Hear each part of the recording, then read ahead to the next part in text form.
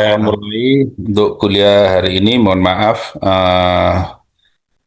harus online karena ada keperluan yang tidak saya tinggalkan. Saya mulai saja. Jadi untuk kuliah 8 ini saya ditugaskan untuk epidemiologi 3, di mana epidemiologi 3 itu terkait adanya surveillance epidemiologi dan bencana. Ya, mumpung lagi rame bencana alam ya. Nanti kita ngobrol-ngobrol dikit tentang bencana alam. Nggak bisa ya ini ya. Konsep dasar dari surveillance epidemiologi, ya kok nggak jalan.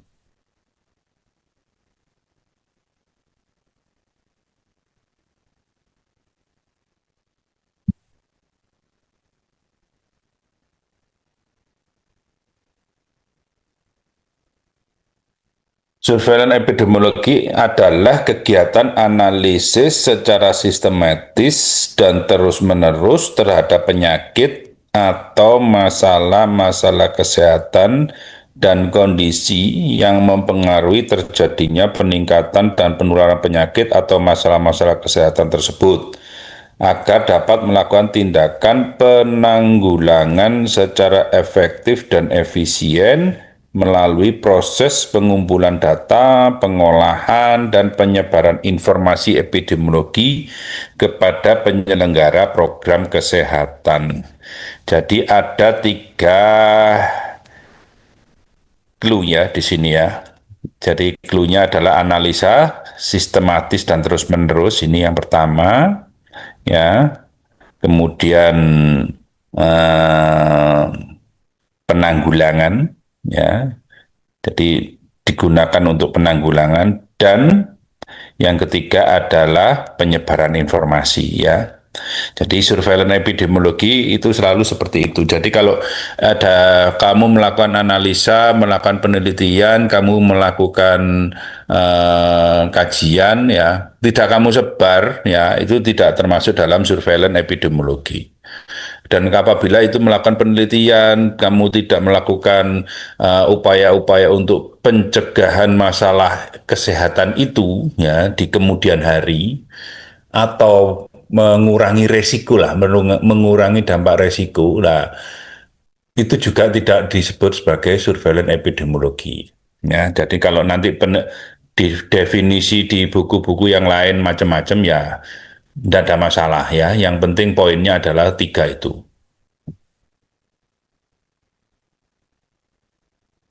Iso ya.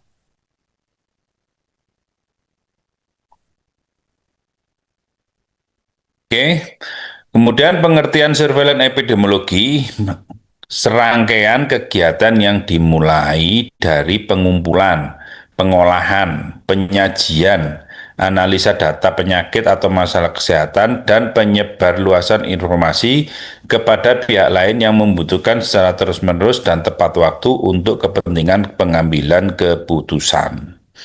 Ya, itu. Jadi eh, yang namanya surveillance.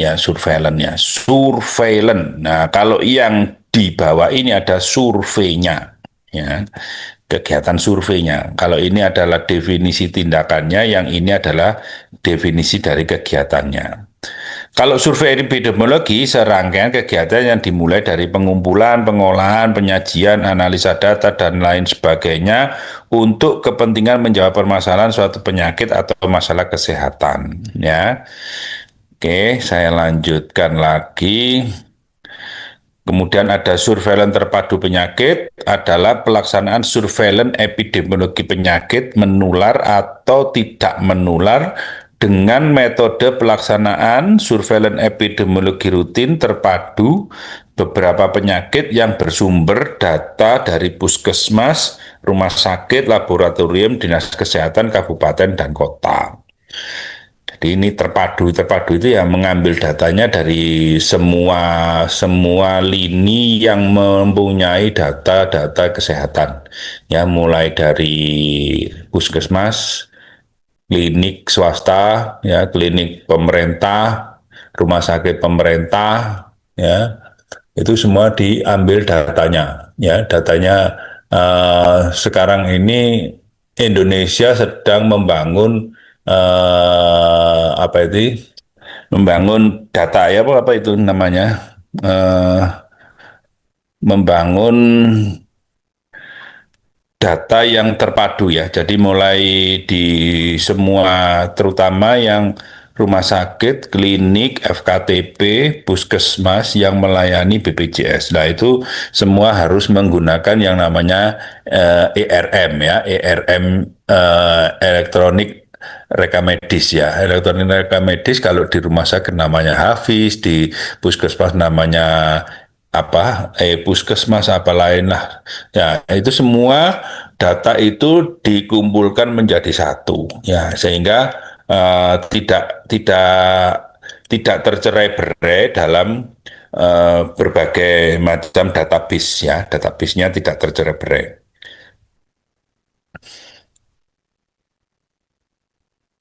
Unsur-unsur dalam kegiatan surveillance yang pertama adalah kegiatan pengamatan terhadap penyakit dan masalah kesehatan serta faktor determinannya. Yang kedua, sistematis adalah proses pengumpulan, pengolahan, dan analisa data serta penyebarluasan informasi epidemiologi.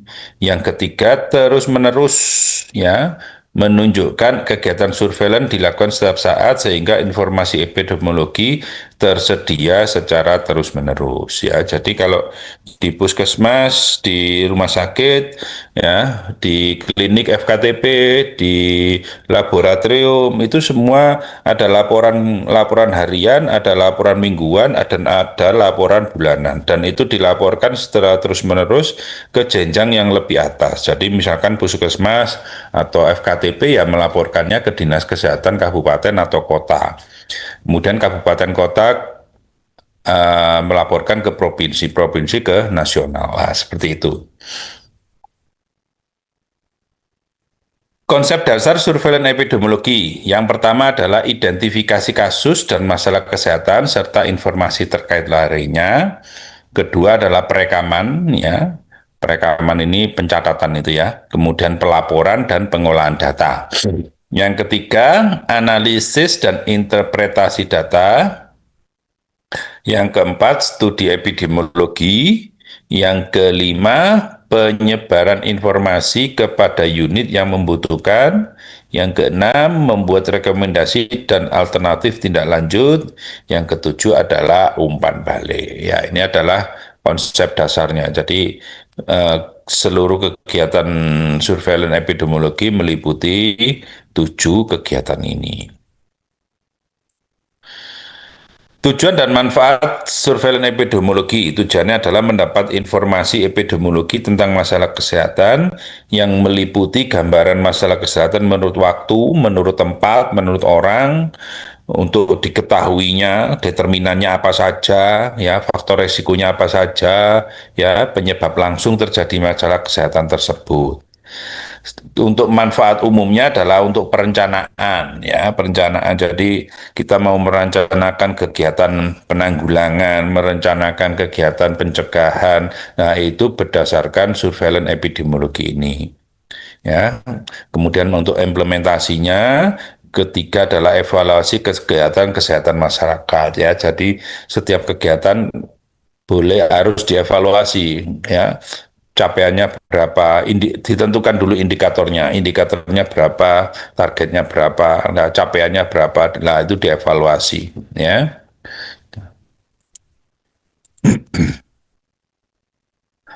Tujuan khusus dari surveillance yang pertama adalah memonitor kecenderungan atau tren penyakit ya.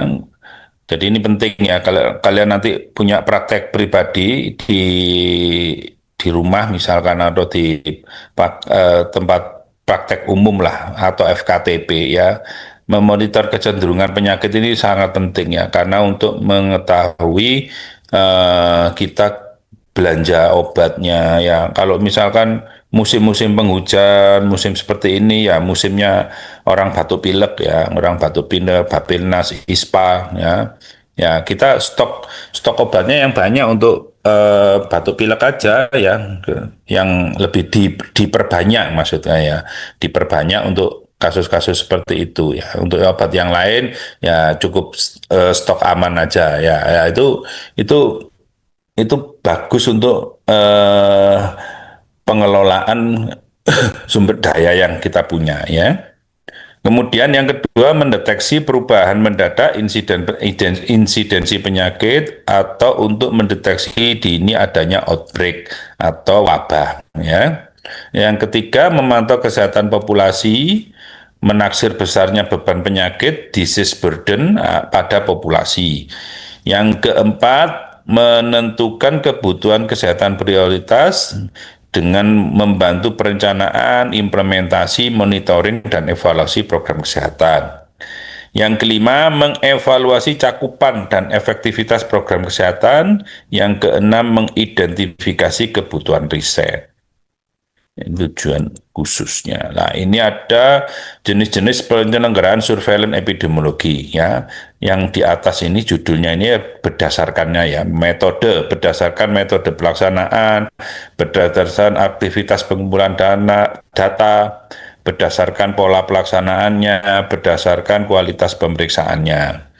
Yang berdasarkan metode pelaksanaan adalah ada jenis rutin terpadu, khusus, sentinel, dan studi epidemiologi. Yang berdasarkan aktivitas pengumpulan data ada berdasarkan data aktif, berdasarkan data pasif. Berdasarkan pola pelaksanaan ada yang darurat, ada yang non darurat. Berdasarkan kualitas pemeriksaan, bukti klinis, ada yang bukti laboratorium. Oke. Ini penjelasannya ya tadi dari gambar yang sebelumnya, bagian sebelumnya. Penyelenggaraan surveillance epidemiologi berdasarkan metode pelaksanaan. Yang pertama, surveillance epidemiologi rutin terpadu, epidemiologi khusus, surveillance sentinel, ada studi epidemiologi. Yang rutin terpadu, nah ini sudah datanya sudah ada, biasanya ini data pasif ya, data yang sudah ada di fasilitas kesehatan ya. Kemudian epidemiologi khusus, penyelenggaraan surveillance epidemiologi terhadap suatu kejadian, permasalahan, atau faktor risiko, atau situasi khusus kejadian. Jadi kalau ada seperti ada wabah apa DBD misalkan di suatu daerah yang biasanya tidak ada, ya tidak ada kejadian DBD, ya tiba-tiba ada, ya itu dilakukan surveillance epidemiologi khusus. Kemudian surveillance sentinel, penyelenggaraan surveillance epidemiologi pada populasi dan wilayah terbatas untuk mendapatkan sinyal adanya masalah kesehatan pada suatu populasi atau wilayah yang luas. Ya, maksudnya ini adalah dalam suatu wilayah tertentu, misalkan di Kabupaten Malang. Ya, di Kabupaten Malang anggaplah misalkan Malang itu adalah daerah endemi malaria misalkan. Nah, ada suatu daerah yang tingkat tingkat sakitnya itu tinggi atau tingkat morbiditasnya itu tinggi ya. Nah, itu makanya di daerah misalkan di Kecamatan Ngajum misalkan ya di Kecamatan Ngajum itu paling tinggi lah. Di Kecamatan Ngajum itulah yang dilakukan penelitian khusus itu namanya surveillance sentinel. Ya. Kemudian studi epidemiologi, penyelenggaraan surveillance epidemiologi pada periode tertentu serta populasi atau wilayah tertentu untuk mengetahui lebih dalam gambaran epidemiologi penyakit, permasalahan dan atau faktor risiko kesehatan. Lanjut saja. Kemudian penyelenggaraan berdasarkan aktivitas pengumpulan data, surveillance aktif dan surveillance pasif. Penyelenggaraan surveillance epidemiologi di mana unit surveillance mengumpulkan data dengan cara mendatangi unit pelayanan kesehatan, masyarakat, dan sumber data lainnya.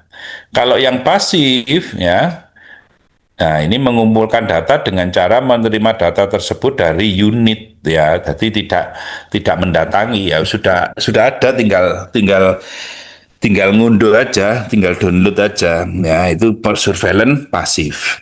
Kalau yang surveillance aktif itu benar-benar entah itu melakukan kuesioner, melakukan eh, pemilahan data yang ada di fasilitas kesehatan itu namanya surveillance aktif.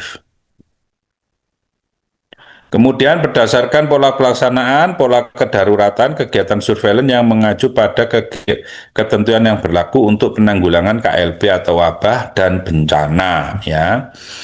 Kemudian pola selain kedaruratan, selain kegiatan surveillance yang mengacu pada ketentuan yang berlaku untuk keadaan di luar KLB dan atau wabah atau bencana. Jadi kalau yang sehari-hari yaitu berarti non kedaruratan. Kalau yang darurat ada wabah, ada bencana, ya itu namanya yang pola kedaruratannya surveillance yang berdasarkan pola kedaruratan.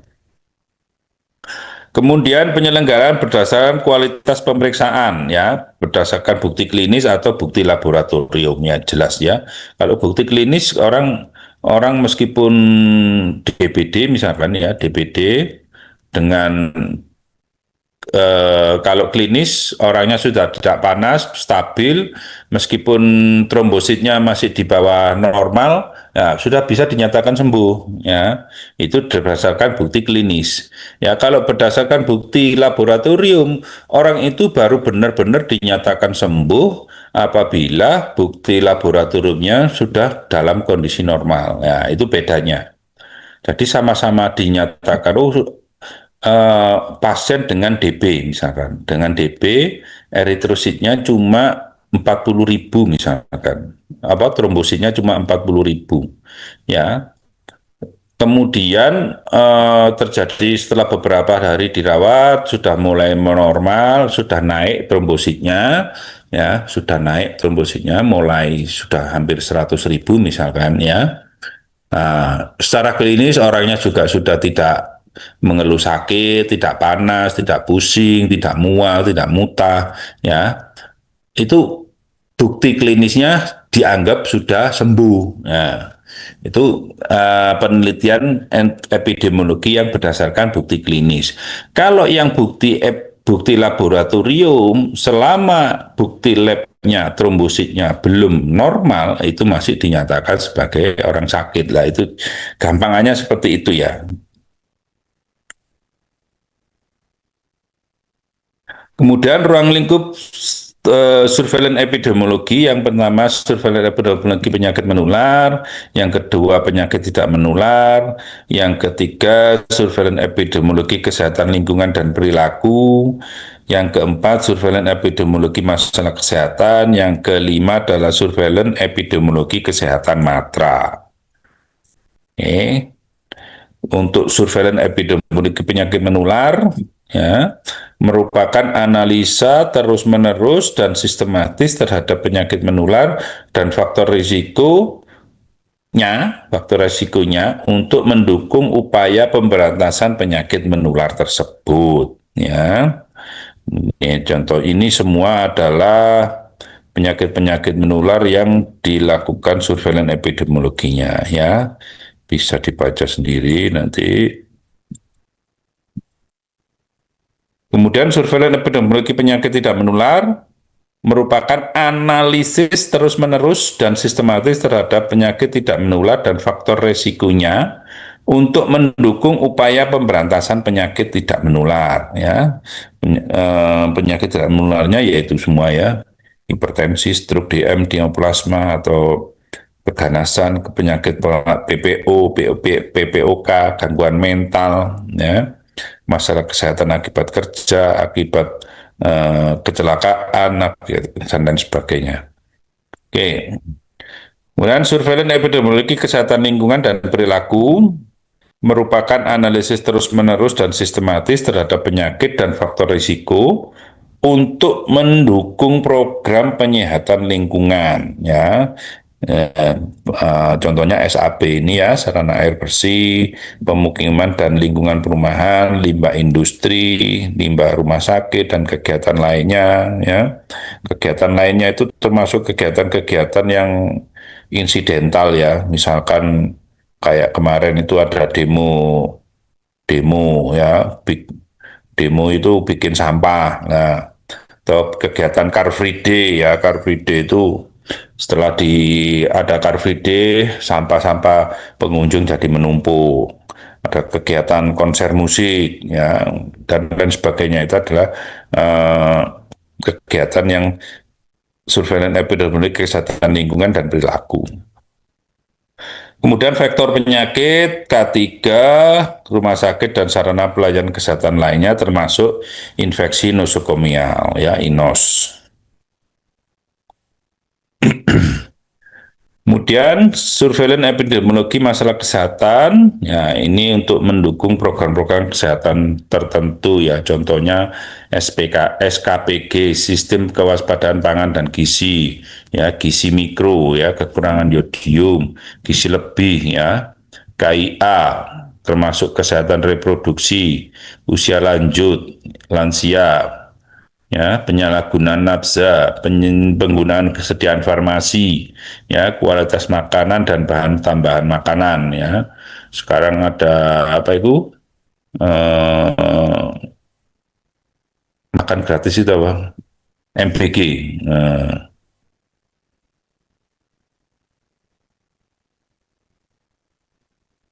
Kemudian ada surveillance epidemiologi matra, merupakan analisis terus-menerus dan sistematis terhadap masalah kesehatan dan faktor risikonya untuk upaya mendukung program kesehatan matra. Ya, kesehatan matra itu ya sudah diberikan apa belum ya kesehatan matra itu? Belum, dokter. Belum. Matra matra air, matra udara, kesehatan haji, kesehatan apa? Eh, itu belum ya? Belum, dokter. Oh, belum, oke. Ya, next to know aja ya, kesehatan matra itu salah satunya ya kesehatan air, ya, kesehatan laut, udara, ya, kemudian haji, ya, itu salah satunya ya. Jadi eh, perubahan lingkungan ya, adanya perubahan lingkungan yang mengharuskan orang itu beradaptasi dengan lingkungan yang baru ya. Contohnya kalau orang berwisata ya dari mancanegara, dari luar negeri yang negaranya 4 musim ke Indonesia yang 2 musim, ya iklimnya dari sana yang subtropis, kita tropis lah, itu namanya kesehatan matra ya. Nih, jadi kondisi matra adalah kondisi lingkungan habitat wahana yang berbeda bermakna dengan kondisi lingkungan habitat kesehariannya. Ya, jadi kalau orang haji, ya orang haji itu juga gitu. Di Indonesia 2 musim panas ya, hawanya kelembapannya rendah, ya. Kemudian harus ke tanah suci ya di sana meskipun sama-sama 2 musim ya sana mungkin agak agak lembab ya sehingga orang gampang sakit kalau orang dari wilayah yang tropis. Surveillance epidemiologi matra ini adalah upaya kesehatan untuk meningkatkan kemampuan fisik dan mental guna adaptasi terhadap kondisi atau keadaan matra ya. Jadi kondisi matra itu kondisi yang berbeda dengan keseharian kita. Jadi kalau itu tadi, jadi kalau mau kita bepergian ke luar negeri, kita harus mempersiapkan dulu fisik dan mental kita, ya. Jadi kalau misalkan mau liburan ke Eropa, misalkan ya, kita harus tahu di sana sekarang sedang musim apa, ya. Sekarang sedang musim panas atau sedang musim dingin, sedang musim gugur atau sedang musim semi, ya. Itu kita harus tahu. Ya, jadi eh, daya adaptasi kita terhadap lingkungan yang baru itu eh, lebih baik. Nah ini tadi ya, nah ini kesehatan haji, pelabuhan dan lintas batas perbatasan, bencana dan masalah sosial, kesehatan matra laut dan udara, pada KLB penyakit dan keracunan. Nah ini adalah surveillance epidemiologi matra. Komponen sistem surveillance yang pertama adalah pengumpulan data, kompilasi, ya, kompilasi itu digabungkan datanya, kemudian analisis dan interpretasi. Yang ketiga adalah umpan balik dan diseminasi informasi. Diseminasi itu penyebarannya, penyebaran informasi. Oke, nah ini adalah langkah kegiatan surveillance ya. Udah kalian kalau lihat di buku, googling ya isi sama aja semua ini pakai ini semua ya. Langkah kegiatannya ya ini pengumpulan data, diolah, disajikan ya, kemudian dianalisa, diinterpretasi ya. Yang penting ini adalah interpretasi ya. Karena tidak semua orang itu mempunyai interpretasi yang sama ya, disamakan dulu interpretasinya ya. Kemudian pembuatan laporan, rekomendasi, tindak lanjut, dan diseminasi informasi. Ya. Setelah adanya tindak lanjut, ya diseminasi informasi, pembuat keputusan atau melakukan tindakan pencegahan dan penanggulangan. Nah, gini. Eh,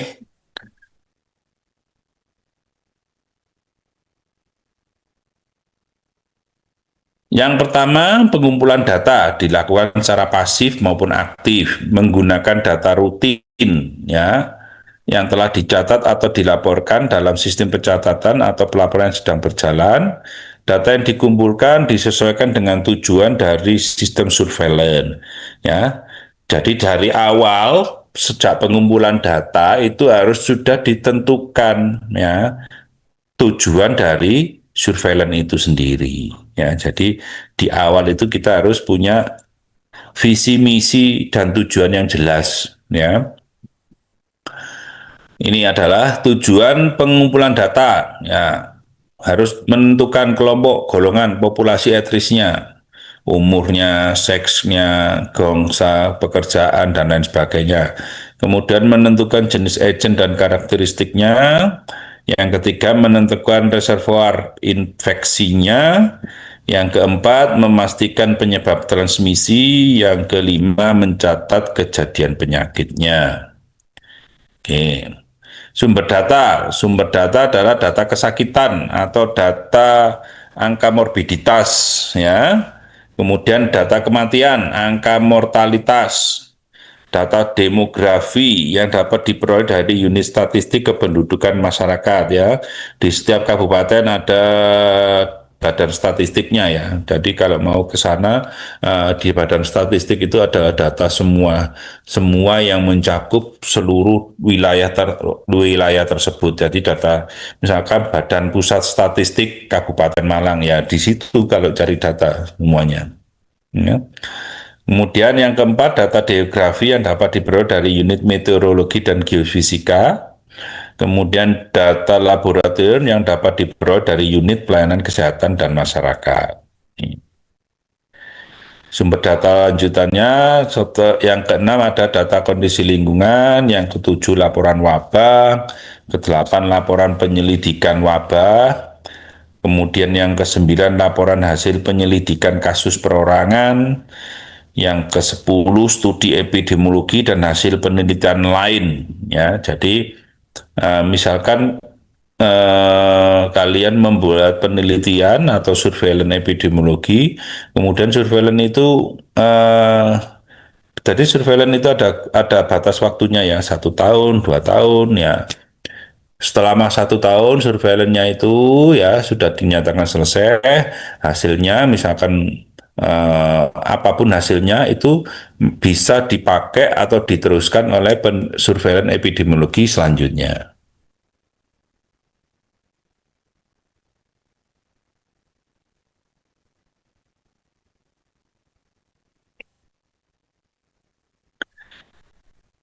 Yang ke-11, data hewan atau vektor sumber penularan penyakit yang dapat diperoleh dari unit pelayanan kesehatan dan masyarakat.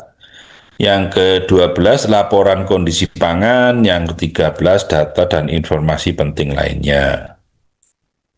Kemudian jenis-jenis data, ada data kesakitan ya, angka morbiditas, data kematian, angka mortalitas, data demografi, geografi, laboratorium, kondisi lingkungan, status gizi, kondisi pangan, data vektor dan reservoir, dan lain sebagainya. Kemudian ini tadi data aktif pasif sudah, nggak usah saya ulangi. Ya, petugas pengumpul data yang perlu disiapkan dengan baik, ya, diharapkan mereka dapat melakukan editing data yang dikumpulkan, ya, kelengkapan dan konsistensinya. Nah, ini tadi pengumpulan data, petugas pengumpul data perlu dipersiapkan dengan baik, diharapkan dapat melakukan editing data yang dikumpulkan, ya, kemudian diolah datanya, siap dianalisis, ya, menjadi informasi surveillance. Yang kedua, langkah berikutnya adalah kompilasi, analisis, dan interpretasi. Kompilasi atau pengelompokan data untuk menghindari duplikasi, sekaligus menilai kelengkapannya, kelengkapan data. Ya.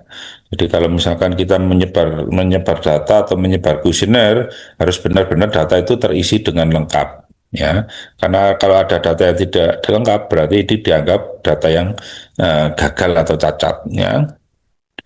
Kemudian dilakukan secara manual, membuat master tabel, kartu pengolahan data, atau secara komputerasi menggunakan API Info, ya. Kalau sekarang komputer itu data AI dan lain sebagainya sudah tersedia dengan banyak, sangat mudah untuk membuat atau kompilasi data ini sangat sangat mudah di zaman sekarang ini. Tinggal bahannya saja yang harus benar-benar tersiapkan. Kemudian sesuai tujuan dari sistem surveillance dan karakteristik atau ciri khusus dari masalah kesehatan. Kompilasinya atau pengelompokan bisa menurut orang, tempat, waktu, suku, dan lain sebagainya. Terserah, ya, sesuai, pokoknya harus konsisten.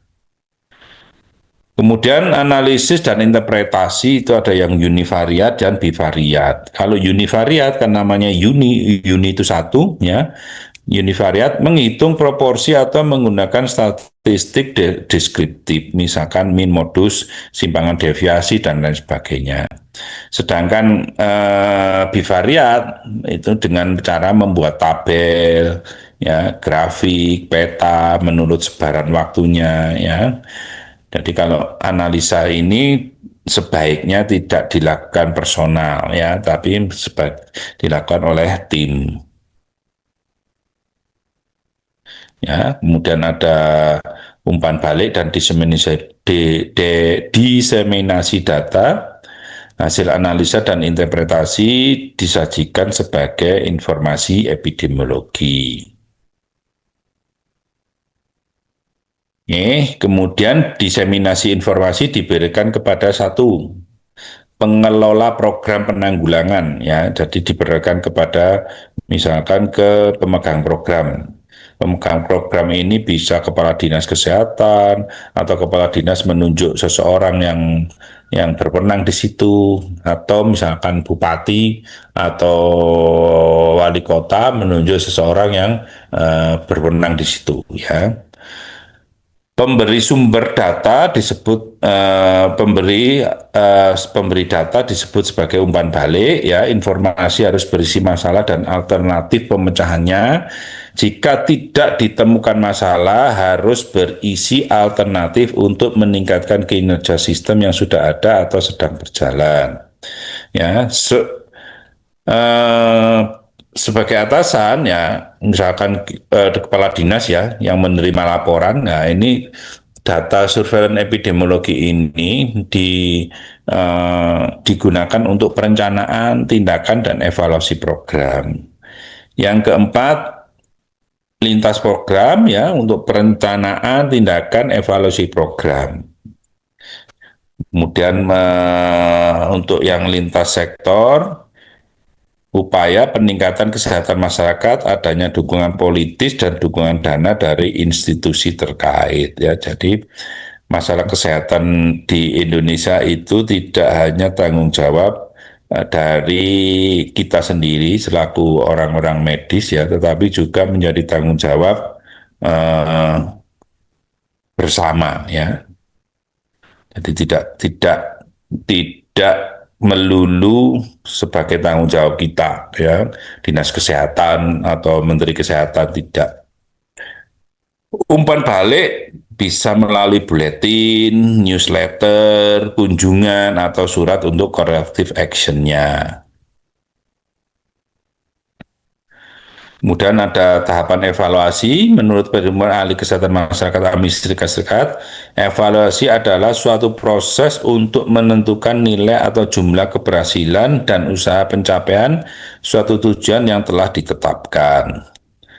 Proses tersebut mencakup kegiatan-kegiatan memformulasikan tujuan, identifikasi kriteria yang tepat untuk digunakan mengukur keberhasilan, menentukan, menjelaskan, serta merekomendasikan kelanjutan aktivitas program. Ya, jadi segala kegiatan itu harus dievaluasi. Ya, kalian belajar juga dievaluasi. Evaluasinya apa? Ya, keluar apa KHS, kartu hasil studi. Lah itu adalah suatu bentuk evaluasi ya, bahwa selama ini kalian belajar satu semester nilainya cukup bagus, misalkan ada A semua misalkan, atau B semua, atau ada yang mengulang. Lah itu adalah satu bentuk evaluasi bahwa nilaimu memang kurang, belajarmu kurang, atau daya tangkapmu kurang, atau soalnya yang terlalu sulit. Lah itu yang harus dievaluasi. Tujuan evaluasi sistem surveillance ya, tujuan penilaian adalah untuk meningkatkan pemanfaatan sumber daya yang ada dengan cara menunjukkan bahwa hanya masalah-masalah penting kesehatan masyarakat yang perlu disurveillance. Yang kedua, mencakup saran-saran untuk meningkatkan kualitas dan efisiensi, misalnya menghilangkan duplikasi yang tidak perlu. Dapat menilai apakah sistem yang ada bermanfaat dilihat dari segi kesehatan masyarakat dan telah mencapai tujuan dari sistem tersebut. Oke. Langkah-langkah dalam mengevaluasi sistem surveillance yang pertama adalah uraikan pentingnya suatu peristiwa kesehatan dilihat dari segi kesehatan masyarakat. Yang kedua, uraikan sistem yang akan dievaluasi. Yang ketiga, tunjukkan tingkat pemanfaatan atau kegunaannya. Yang keempat, dilakukan penilaian atau evaluasi sistem menurut atribut sistemnya. Kemudian yang kelima, uraikan sumber-sumber yang digunakan untuk melaksanakan sistem. Yang keenam adalah uraikan kesimpulan dan sarannya. Oke, ini adalah langkah-langkah tadi ya. Jadi uraikan pentingnya sistem penjelasan dari yang slide sebelumnya. Langkah-langkah evaluasi sistem surveillance ya. Yang pertama, uraikan pentingnya suatu peristiwa kesehatan dilihat dari segi kesehatan masyarakat. Ada tiga hal utama yang harus diperhatikan. Yang pertama, jumlah kasusnya, jumlah insiden, jumlah prevalensinya ya. Nanti dicari apa artinya insidensi atau artinya prevalensi. Kemudian indikator dari besarnya masalah kesehatan, kemudian preventabilitas atau pencegahannya dari primer, sekunder, tersier. Nah, jika penting peristiwa kesehatan itu perlu dipantau ya dan dijadikan surveillance ya, dianalisa terus-menerus ya dan dilaporkan. Nah, itu surveillance. Yang kedua, menguraikan sistem yang akan dievaluasi dengan cara membuat daftar tujuan sistem, merumuskan hipotesa. Yang kedua, menguraikan peristiwa kesehatan yang akan diamati. Yang ketiga adalah menggambarkan diagram alur dari sistem yang akan dievaluasi.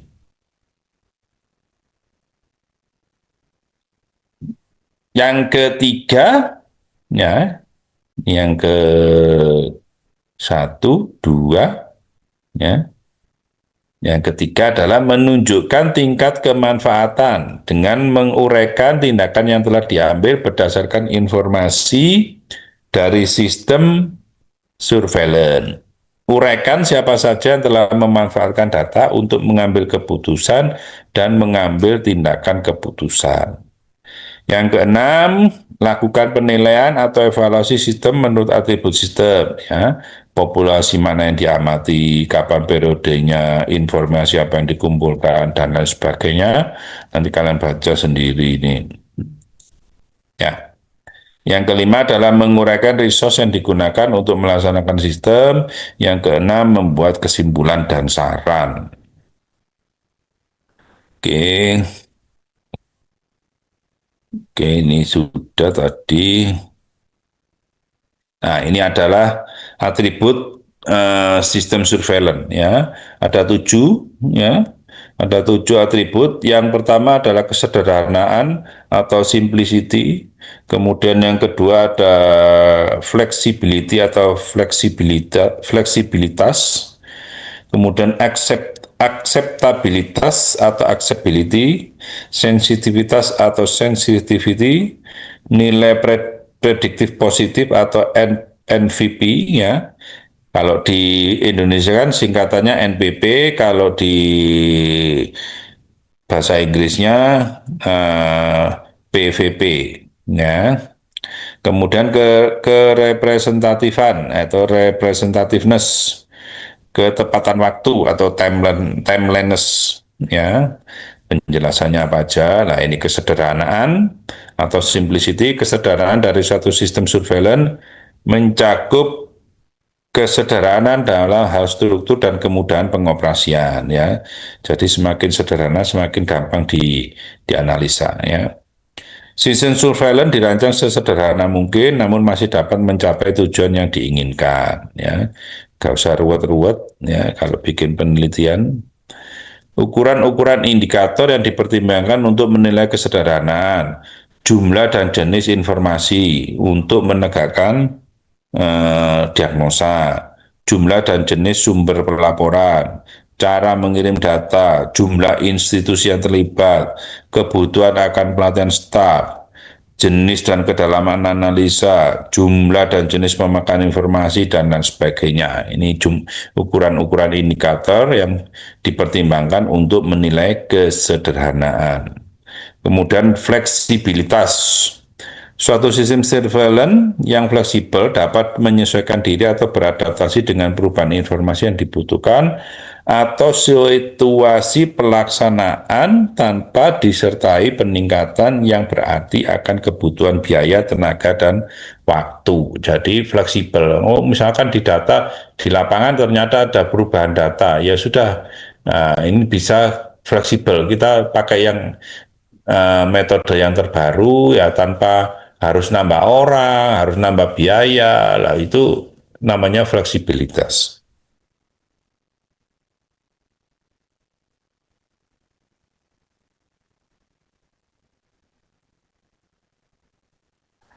Tanpa pengamatan praktis, seseorang masih dapat melihat rancangan dan pelaksanaan sistem. Pada umumnya, semakin sederhana suatu sistem akan semakin fleksibel untuk diterapkan pada penyakit atau masalah kesehatan yang lain, serta komponen-komponen yang harus diubah akan lebih sedikit. Nah, jadi semakin sederhana biasanya semakin fleksibel. Kemudian akseptabilitas. Akseptabilitas menggambarkan kemauan seseorang atau organisasi untuk berpartisipasi dalam melaksanakan sistem surveillance. Akseptabilitas merupakan suatu atribut sistem surveillance yang sangat subjektif yang mencakup kemauan pribadi dari orang-orang yang bertanggung jawab terhadap pelaksanaan sistem surveillance untuk menyediakan data yang akurat, konsisten, lengkap, dan tepat waktu. Oke. Saya lanjutkan. Faktor-faktor yang dapat mempengaruhi akseptabilitas terhadap sistem. Pentingnya suatu masalah kesehatan dilihat dari kesehatan masyarakat. Pengakuan dari sistem terhadap kontribusi individual, tingkat responsif dari sistem terhadap saran dan komentar, waktu yang diperlukan dibandingkan dengan waktu yang tersedia, ya. Jadi waktunya itu harus tepat waktu, ya, konsisten.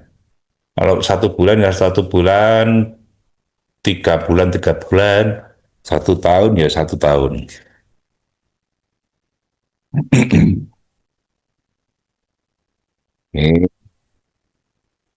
lanjutkan, kemudian sensitivitas.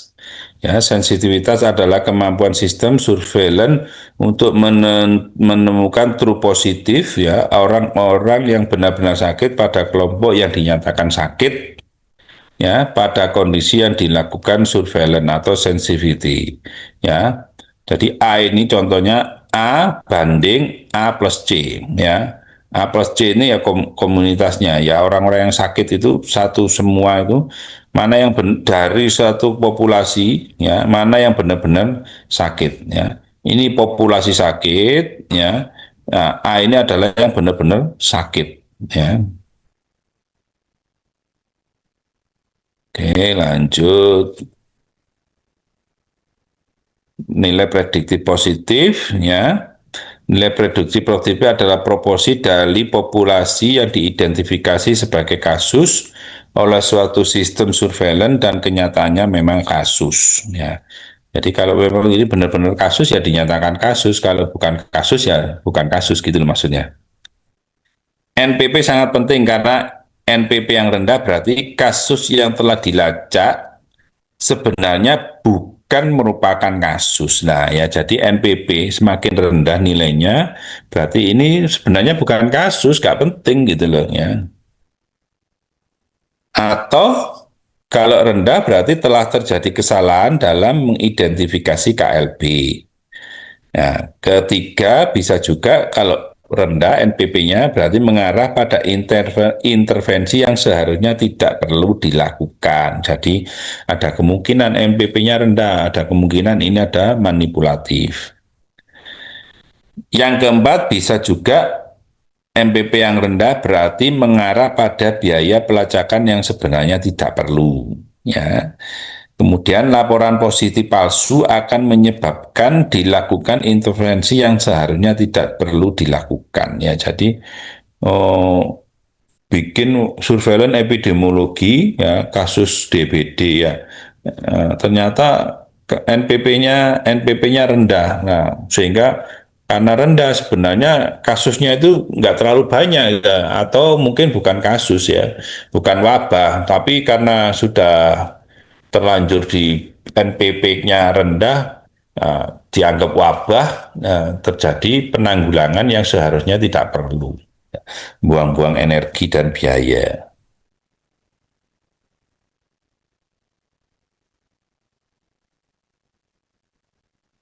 Sedangkan kalau NPP atau PVP-nya tinggi, berarti sumber daya yang terbuang lebih rendah. Ya, berhubungan dengan definisi kasus yang jelas dan spesifik. Terjadi bila komunikasi yang baik antara orang yang melaporkan kasus dan lembaga yang menerima laporan. Peningkatan sensitivitas, spesifitas, dan prevalennya. Nah, ini yang paling bagus ya, NPP-nya tinggi ini. Kemudian keenam adalah kerepresentatifan atau representativeness ya. Suatu sistem surveillance yang representatif akan menggambarkan secara akurat kejadian dari suatu peristiwa kesehatan dalam periode waktu tertentu. Distribusi peristiwa tersebut dalam masyarakat menurut tempat dan orang. Kerepresentatifan dinilai dengan membandingkan karakteristik dari kejadian-kejadian yang dilaporkan dengan semua kejadian yang ada, meskipun informasi mengenai kejadian perdana dalam masyarakat tidak diketahui. Ya, jadi meskipun penyebabnya masih ragu-ragu, ya tapi dengan kerepresentatifannya ini yang tinggi, berarti masih bisa dicari penyebabnya. Itu. Penentuan kerepresentatifan dari sistem surveillance masih mungkin dilakukan didasarkan pada karakteristik dari populasi ya, umur, jenis kelamin, suku, status sosial, pendidikan. Nah, itu masih bisa dilakukan karakteristiknya. Kemudian yang kedua riwayat dari peristiwa kesehatan ya, misalkan cara penyebaran ya, Kemudian yang ketiga, upaya kesehatan yang tersedia, misalkan tes diagnosa di tempat, pola rujukan oleh dokter, dan lain sebagainya. Kemudian ada sumber-sumber data, ya, angka mortalitas, morbiditas, dan lain sebagainya. Ketepatan waktu yang ketujuh, ya, atau timeliness, ya, ketepatan waktu menggambarkan kecepatan dan keterlambatan di antara langkah-langkah dalam suatu sistem surveillance. Ketepatan waktu dalam sistem surveillance harus dinilai dalam arti adanya informasi mengenai upaya penanggulangan, pencegahan penyakit, baik dalam hal tindakan penanggulangan yang dilakukan secara berencana eh, maupun jangka panjang. Oke, nah kemudian kita masuk di KLB atau konsep KLB atau wabah.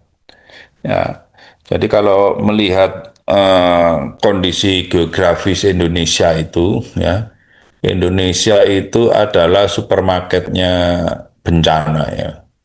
Mau cari bencana apa aja di Indonesia itu ada. Ya. Kecuali longsor salju tidak ada di Indonesia. Yang lain-lain ada. Ya. Mulai Gunung Merapi, ya, gunung gunung meletus, ya, banjir, ya, banjir tiap tiap tahun ada. Kemudian apa banjir air laut, ya, kayak di Jakarta itu, ya, air lautnya naik ke daratan rob, ya. Kemudian apalagi puting beliung, ya, angin angin, ya, kemudian gempa lah, gempa itu udah kita tahu sendiri Indonesia itu berada di ring of fire-nya gunung di dunia, ya. Ya itu makanya di Indonesia ini kejadian luar biasa, wabah, bencana alam, nah itu udah menjadi eh, kehidupan sehari-hari bagi kita, ya. Tapi anehnya kita kita sendiri ini kurang kurang aware, kurang kurang waspada terhadap kejadian-kejadian seperti itu, sehingga bila terjadi kejadian-kejadian KLB, wabah, bencana alam, nah itu kita kayak kayak orang yang baru belajar menghadapi bencana alam. Ya, konsep KLB dan wabah timbulnya atau meningkatnya, definisinya ya ini, ya. Timbulnya atau meningkatnya kejadian kesakitan atau kematian yang terana secara epidemiologis dalam kurun waktu dan daerah tertentu. Ya, jadi misalkan di Kabupaten Malang tahun 2025 angka DBD, angka demam berdarah itu 100 misalkan. Kemudian tahun 2026 meningkat menjadi dua kali lipatnya, menjadi 250 misalkan. Itu sudah melebihi dua kali lipat, dua setengah kali. Ya, nah, itu adalah disebut sebagai wabah, ya, atau KLB, kejadian luar biasa. Wilayah tertentu, wilayah Malang, nah, waktunya tertentu 1 tahun. Nah itu tadi, ya. Masih sering terjadi di Indonesia, sifatnya mendadak, menimbulkan banyak korban, menimbulkan kesan masyarakat, perlu tindakan atau outbreak respon yang tepat dan segera. Ya, jadi kalau di Indonesia sekitar tahun 2018, ya kalau tidak salah, yaitu sudah mulai dicanangkan rumah sakit siaga bencana, ya, rumah sakit siaga wabah. Nah, itu sudah mulai dicanangkan dan itu sudah masuk dalam standarisasi atau akreditasi rumah sakit, ya. Jadi lumayan lah, lumayan meskipun kita masih banyak belajar, ya. Yang jadi percontohan itu sekarang di Rumah Sakit Dr. Iska Tulungagung itu, ya, Rumah Sakit Siaga Bencana, kemudian Rumah Sakit di Lamongan itu di Rumah Sakit Muhammadiyah itu, ya, nah, itu sudah itu jadi pelopor, ya, dari Rumah Sakit Siaga Bencana. Menurut Undang-Undang Nomor 4 Tahun 1984 tentang wabah penyakit, KLB atau wabah adalah kejadian berjangkitnya suatu penyakit menular dalam masyarakat yang jumlah penderitanya meningkat secara nyata melebihi daripada keadaan yang lazim pada waktu dan daerah tertentu serta dapat menimbulkan malapetaka. Ya, jadi ini waktu dan tempat harus ditentukan. Ya, ya. Jadi ini bencana-bencana ya. Nah, ini contoh bencana tsunami, kebakaran, ya. Kemudian apalagi ini ya, ini contoh tsunami ini ya. Kemudian ya ini kemarin ya banjir bandang itu. Kemudian untuk definisi bencana itu sendiri adalah peristiwa atau rangkaian peristiwa yang disebabkan oleh alam dan atau manusia yang mengakibatkan korban, kerusakan sarana dan prasarana umum, serta menimbulkan gangguan terhadap tata kehidupan dan penghidupan masyarakat dan pembangunan nasional yang memerlukan pertolongan dan bantuan. Ya, jadi bencana. Jadi kalau kemarin rame di Aceh, Sumatera Utara dan Sumatera Barat, kenapa kok pemerintah tidak segera menetapkan sebagai bencana nasional? Ya, satu, ya itu salah satunya biar kalian tahu ya. Jadi gak gampang kalau orang oposisi itu "Wah, harus ini segera bencana dinyatakan sebagai bencana nasional. Ya, satu, Indonesia itu luas sekali ya. Indonesia itu ada 30 sekian provinsi ya. Aceh, Sumatera Barat, Sumatera Utara itu hanya 3 provinsi dari sekian 30 sekian provinsi kita. Ya, kalau itu dinyatakan sebagai bencana nasional, maka ya akan ada bantuan-bantuan dari luar negeri yang sifatnya tidak hanya membantu. Nah, itu yang juga harus diperhitungkan oleh pemerintah adanya bantuan-bantuan asing yang masuk eh, ke dalam negeri ya. Kalau bantuannya toh sih enggak apa-apa, tapi kalau ada tendensinya ya itu yang perlu diwaspadai untuk apa ya? Ketahanan ketahanan dan keamanan nasional. Kemudian kenapa tidak dinyatakan sebagai bencana nasional? Satu, yaitu tadi karena itu tadi ya dua dua poin itu. Yang ketiga, eh, pemerintah pusat, masyarakat Indonesia secara umum masih mampu untuk memberikan bantuan ya. Jadi kalau kehebatan orang Indonesia itu kalau ada saudaranya yang kena bencana itu wah, donasi di mana-mana ya. Yang kurang ajar itu kalau ada yang kalau bantuan itu tidak sampai ke yang membutuhkan. Nah, itu yang paling kurang ajar itu ya.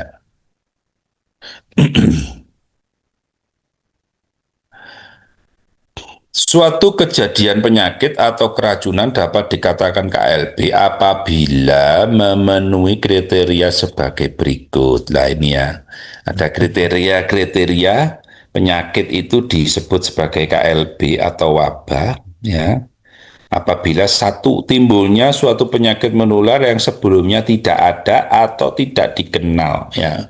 Jadi misalkan kayak COVID kemarin ya, kayak COVID ya tahun 2019 ya, akhir 2019 ya, makanya namanya COVID-19. COVID-19 itu sebelumnya varian itu tidak ada ya. Varian COVID-19 itu sebelumnya tidak ada. Ya, adanya SARS ya atau flu burung biasa ya atau flu yang lain ya. Kemudian muncul COVID-19 ya yang variannya sangat-sangat berbeda dengan flu-flu yang lain ya. Nah, ini masuk di dalam KLB karena sebelumnya nggak ada menjadi ada. Nah, itu sudah menjadi kriteria KLB. Kemudian yang kedua, peningkatan kejadian penyakit atau kematian terus-menerus selama 3 kurun waktu masa inkubasi berturut-turut menurut jenis penyakit, jam, hari, dan minggu. Ya, misalkan, ya, misalkan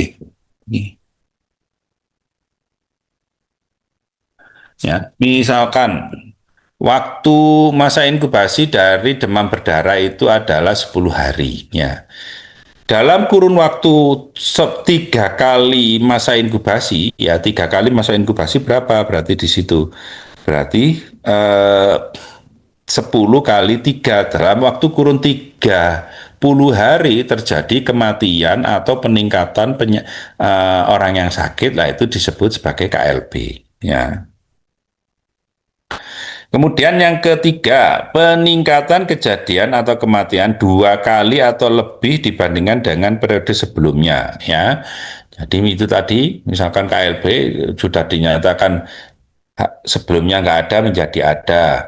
Kemudian dalam kurun waktu 3 kali inkubasi, misalkan DBD 30 hari, ya 30 hari kok meningkat orang yang sakit. Kemudian dalam kurun waktu eh, waktu yang ditentukan masa itu ada 2 kali peningkatan korbannya, ya. Biasanya yang meninggal karena DBD itu cuma 5 orang misalkan, ya.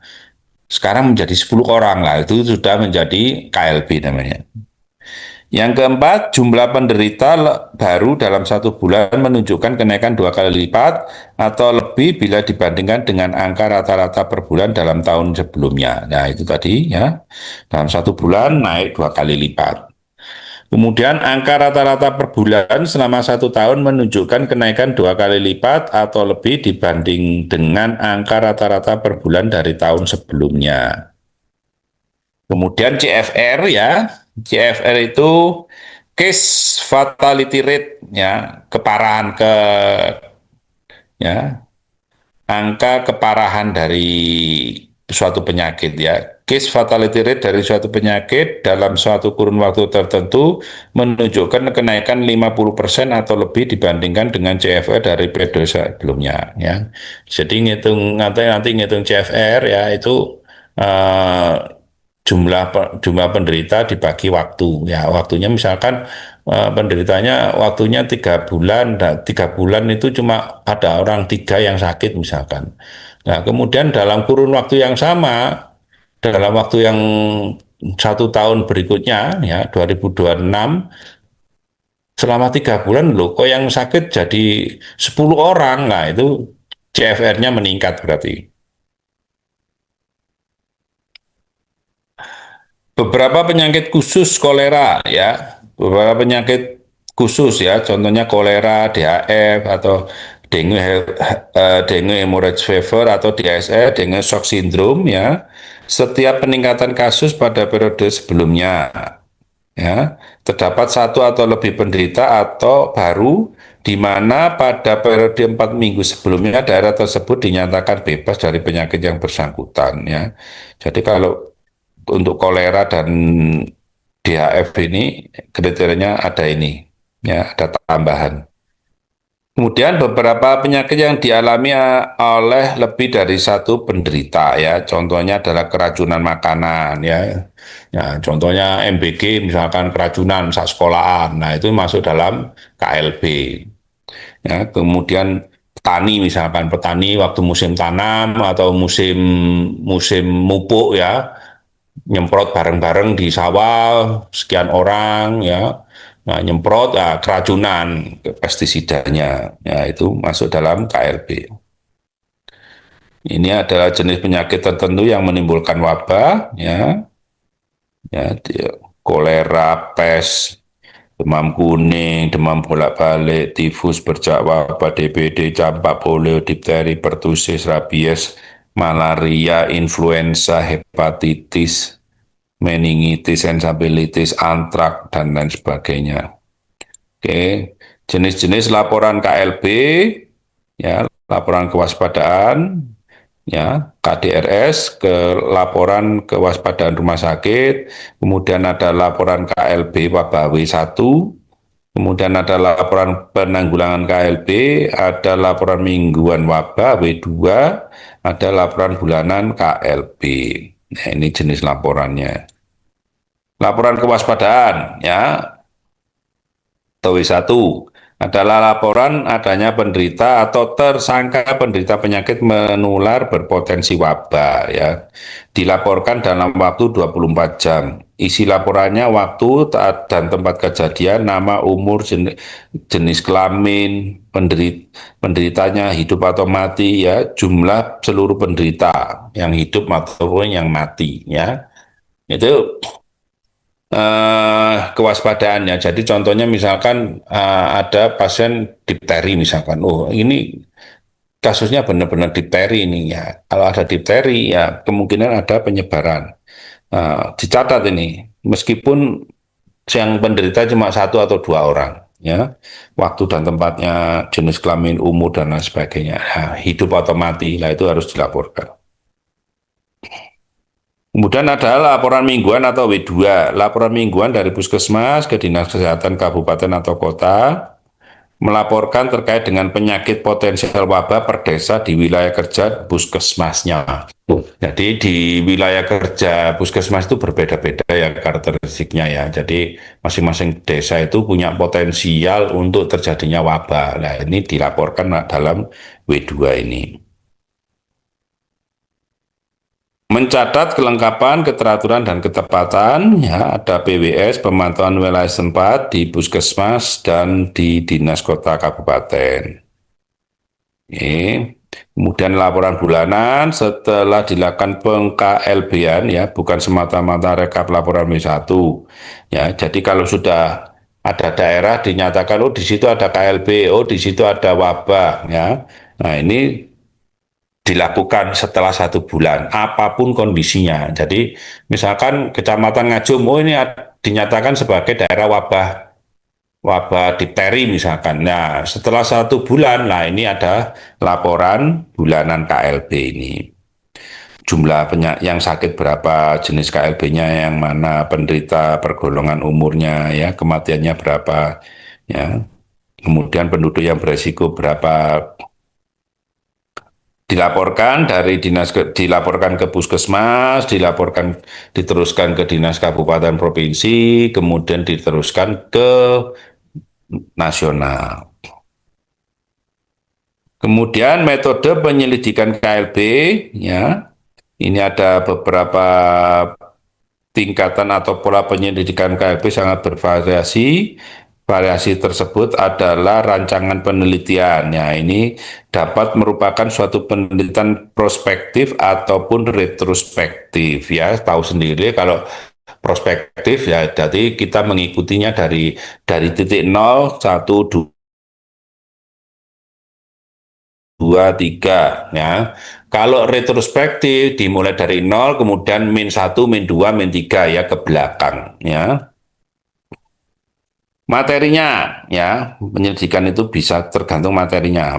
Yang diperiksa materinya manusianya, mikroorganismenya, bahan kimianya, ya, atau masalah administrasinya, ya, itu tergantung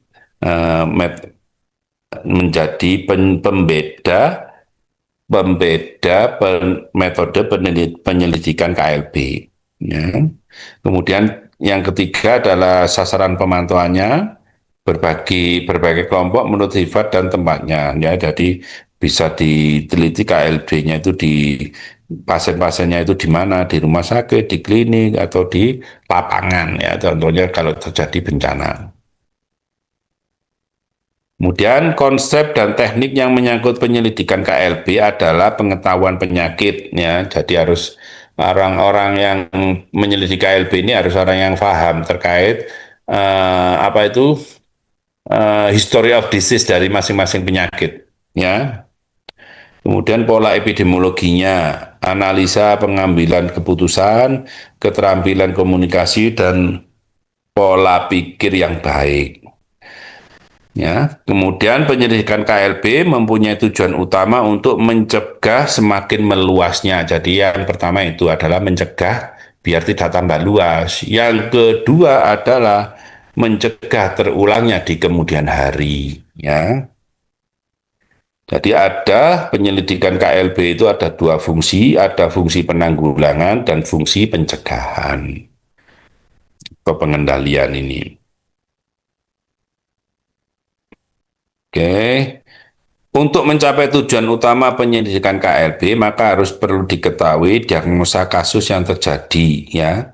Jadi diagnosanya harus tegak dulu, identifikasinya harus jelas sebab musababnya. Ya, memastikan bahwa suatu keadaan merupakan KLB, mengidentifikasi sumber dan cara penularan, mengidentifikasi keadaan yang menyebabkan KLB, mengidentifikasi populasi yang rentan atau daerah yang berisiko akan terjadi KLB. Oke.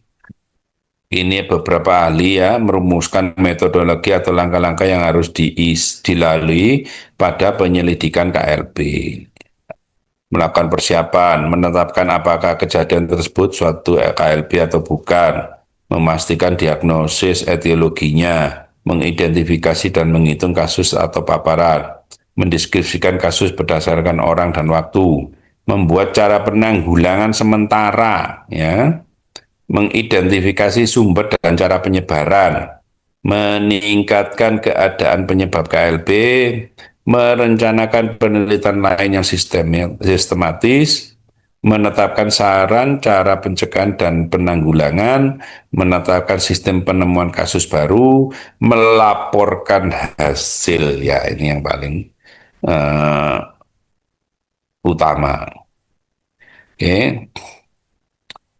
Metode atau langkah-langkah tersebut dikerjakan secara berurutan, kadang-kadang beberapa langkah dapat dikerjakan secara serentak. Ya, contoh, misal pada kasus KLB keracunan makanan, kita melakukan persiapan sambil melakukan penanggulangan sementara. Ya, jadi kalau kita misalkan ada wong keracunan, ya, ya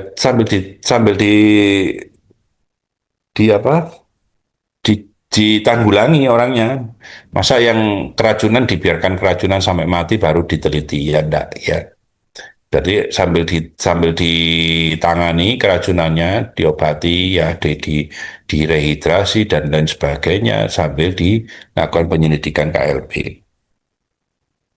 Meskipun demikian, pemastian diagnosa dan penetapan KLB merupakan langkah awal yang harus dikerjakan. Oke. Persiapan, oke, nanti dibaca sendiri. Konfirmasi, tidak perlu. Pembuatan rencana kerja, tidak perlu. Menu, hipotesa awal, oke, skip aja. Nah ini,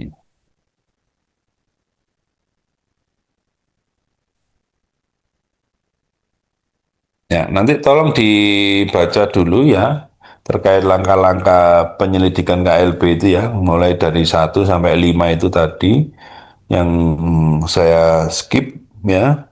Tapi saya skip itu bukan berarti tidak penting ya, tapi tolong dibaca sendiri. Oke. Nah, ini penanggulangan KLB, tujuan utama penyelidikan KLB adalah merumuskan tindakan ya, seperti yang saya sampaikan tadi, penanggulangan dan pencegahan atau pengendalian.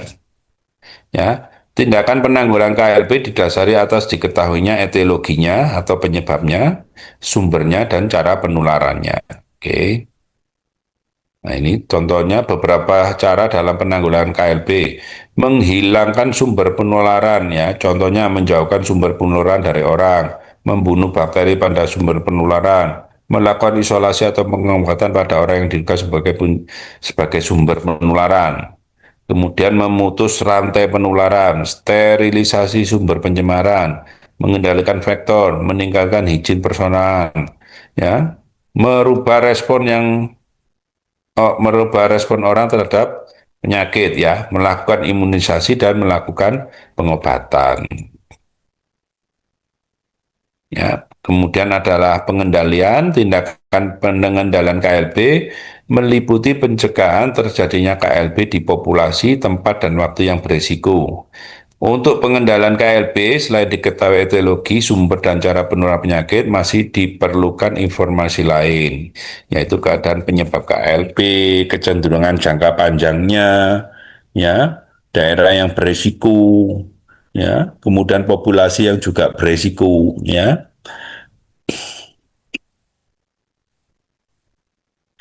Ya, itu aja yang bisa saya sampaikan. Ada pertanyaan?